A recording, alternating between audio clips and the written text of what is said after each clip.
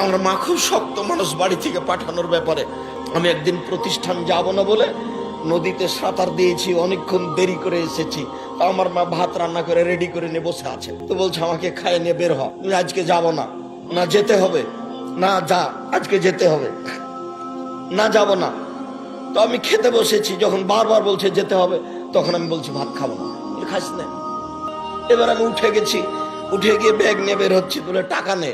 তো আমি টাকা নিব না, বলে নিস না তুই যা। খেলামও না, টাকাও নিলাম না, বের হয়ে চলে গেলাম। আমার মা একটু নরম হলো না, যা যেতেই হবে।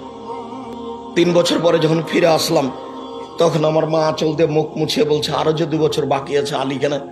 এটা আমার মায়ের প্রথম কথা। জানি না কিভাবে তারা আল্লাহকে বলেছেন, আমরা কিভাবে বলছি তুমি আল্লাহ আমাদের ছেলে মেয়েকে কবুল করো, তুমি তাদের দিনের খাদেমী হিসাবে কবুল করো।